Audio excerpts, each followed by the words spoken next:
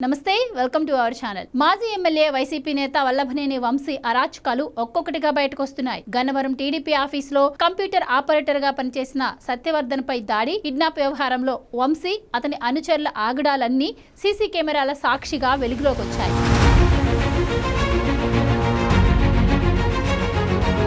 సత్యవర్ధన్ ను హైదరాబాద్ రాయదుర్గంలోని వంశీ ఇంటికి తీసుకెళ్లడం, మరుసటి రోజు కారులో విశాఖకు తరలించడంతో పాటు విజయవాడలోని కోర్టుకు తీసుకువచ్చిన దృశ్యాలన్నీ సీసీ కెమెరాల్లో రికార్డయ్యాయి. ఈ కేసులో వల్లభనేని వంశీ పాత్రను నిరూపించే బలమైన సాక్ష్యాలను సేకరించే పనిలో పడ్డారు పోలీసులు. వంశీ ఫోన్ దొరక్కపోవడంతో మిగిలిన ఆధారాలను వెతికే పనిలో ఉన్నారు. ఈ కేసులో మొత్తం 12 మందిని నిందితులుగా చేర్చగా ఇప్పటికే 5గురిని అరెస్ట్ చేశారు.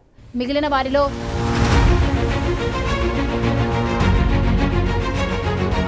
A2గా కొమ్మాకోటు, A3 Bhimavarapu Yatindra, A5 Olupalli Ranga, A6 Vajrakumar, A9 Erramsetti Ramanjaneyulu, A11 Chebrolu Srinu, A12 Venu పరారీలో ఉన్నారు. వీరి కోసం 2 బృందాలు హైదరాబాద్ లో గాలిస్తున్నాయి.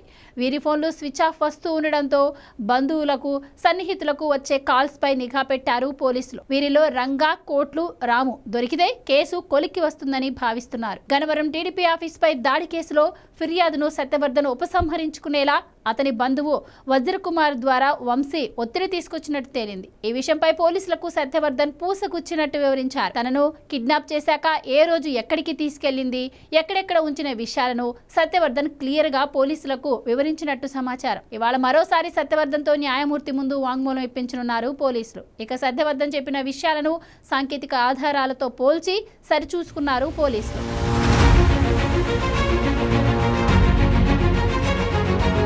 హైదరాబాద్లోని వంశీ ఇంటికి వెళ్లిన పోలీసుల బృందం అక్కడి సీసీటీవీ ఫుటేజ్లను స్వాధీనం చేసుకుంది.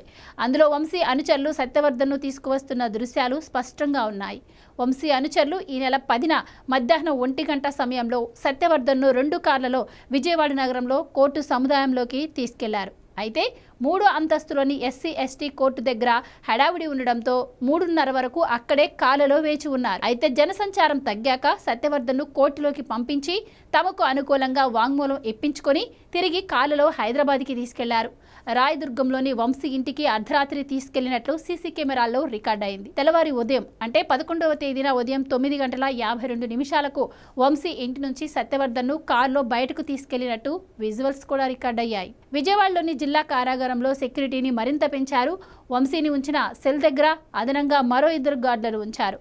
వంశీ సెల్ ఇంటి దగ్గరికి తోటి ఖైదీలు రాకుండా జాగ్రత్తలు తీసుకుంటున్నారు జైలు అధికారులు. అయితే జైల్లో బ్లేడ్ బ్యాచ్, గంజాయి బ్యాచ్ ఉండడంతో వారి నుంచి వంశీకి ఎలాంటి హాని తలెత్తకుండా పర్యవేక్షిస్తున్నారు. వంశీ సెల్ కు అడ్డుగా ఓ వస్త్రాన్ని పరదాలా కట్టారు. ఇక వైసీపీ అధినేత మాజీ సీఎం జగన్ మంగళవారం విజయవాడ జైలుకు రానున్నారు. బెంగళూరు నుంచి నేరుగా విజయవాడ వచ్చి వంశీని పరామర్శించనున్నారు.